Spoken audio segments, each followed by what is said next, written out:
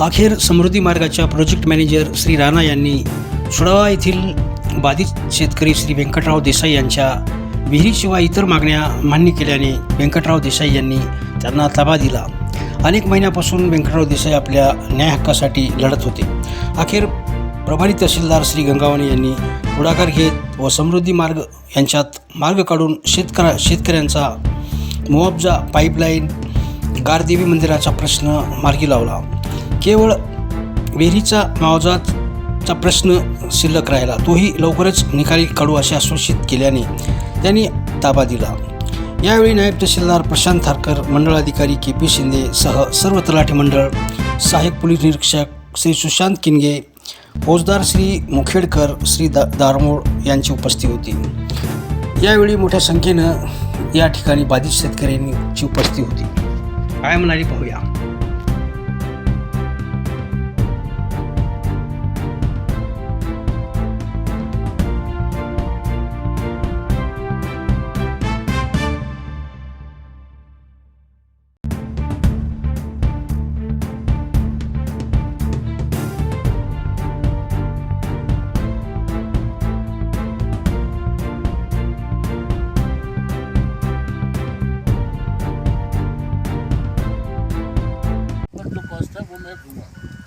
किसी की भी छूटो कहीं भी इसका पेमेंट तेवढी जलमाची पाईपलाईन बंद झाली. 2 थोपण आहे साहेब गंगावरून.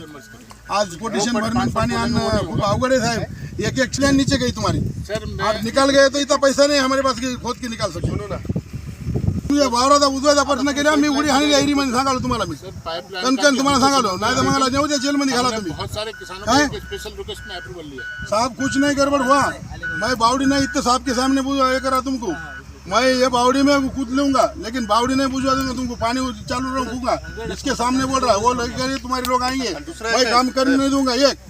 और ये बावड़ी का पैसे जब तक नहीं मिलते तब तक मैं बावड़ी नहीं तुमको बुझवा दूंगा. ये जमीन का तुम साहब बोल रहे जमीन ताबे में मैं दे सकता ही इधर की सब इंसानियत के नाते, लेकिन बावड़ी नहीं बुझवा दूंगा तुमको.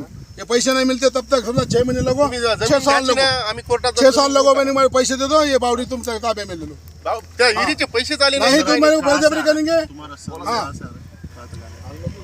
तुम बलजबरी करेंगे. तुम यहाँ नाही मिळेल तर मग हे पिऊन मी तुम्हाला लागेल. तुम्हाला कुठून आल्यावर तरी मी काय करेन इथे येऊन. आम्ही आतापर्यंत तेच प्रयत्न लय बऱ्या केला. मग सध्या आमचा अन्यायवाला आमच्या साहेब. मंदिर पाचगाव कालही काय केलं आम्ही पिंपळगाव बाळापूरला असे मंदिर होते ना, त्यांनी काय सांगितलं आम्ही याची विधिवत पूजा करून हलवतो, मग तुम्ही तुमचं. हो बरोबर. ते आम्ही खाली तिलो स्वतः, पण ते खाली त्याला बांधकाम करावं लागते. तसं नेऊन कुठे ठेवा त्याला ठिकाण. आम्ही जमीन बघा मंदिराचं इकडे बांधकाम झाल्याशिवाय देव उठवायचा नाही. नाही ऐका ना, नाही तो आप बता रहे हो कम से कम 1 महिना खायला लागत. महिना खायला काम चालू ठेवते. नाही. बाजू त्या ठिकाणी नाही तर ते सांग माणूसच गेला. कोणता एरिया आहे झाला विषय मंदिर. आता 3 मी विषय सांगा ना. कम से कम 5 महिन्यानंतर फिरायचं नाही. तर मी 5 महिन्यानंतर तुमचा जेवढा केवढा रोड झाला तहसीलदार साहेबात देखता, PI साहेबात देखता सांगाल मी आडीणार. हे रस्ता अडवला मी डायरेक्ट आडीणार. हा तुम्ही मग ठीक आहे कायद्यानुसार काय करसाल, पण तुमच्या मनाला तरी माहित राहणार की केलं नाही. आम्ही 5 महिने वाट पाहणार. हे झालं साहेब. राणा साहेब तुम्ही मंदिर बांधून देतो म्हणजे 1 महिन्यात. 1 महिन्यात 2 ऐकून घ्या. आता या विहिरीचं काहीतरी करा. या विहिरीला समजा जोपर्यंत समजा आम्हाला मावजा मिळत नाही, तुम्ही माझा सरकार करून घेतो आम्ही तिला बुजू नका. बुजू नका ती. कारण पैसे भेटले नाही पैसे तिला कसं कसं घेता तुम्ही? किती खर्च आहे विहिरीला? आता बघा आता बघा तुम्हाला माहिती आहे 80 फूट खोल आहे. एका हप्त्यामध्ये ताब्यात घ्याव्यात.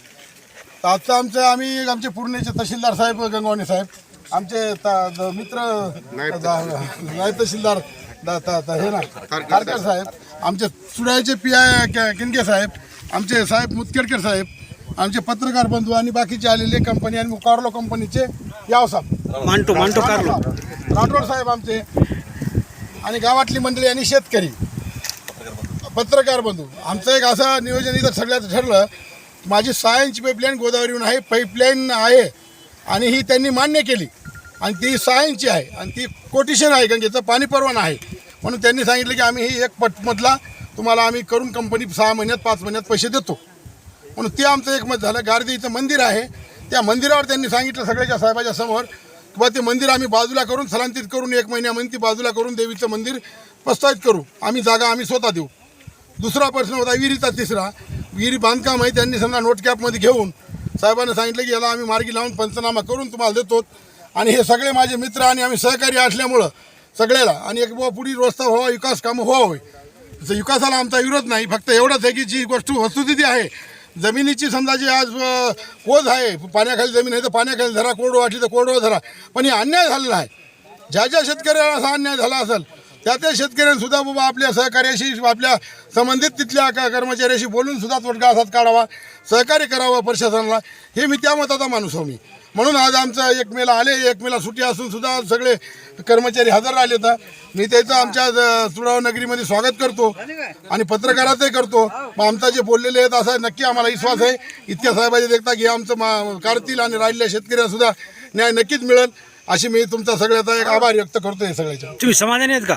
मी या गोष्टीमध्ये समाधान आहे, पण जमिनीच्या बाबतीत मोबदला कोर्टात गेल्याशिवाय मिळणार नाही. मी जमिनीचा आता कोर्टामध्ये भांडणार आहे, मला ही जमीन 18 लाखाने मान्य नाही.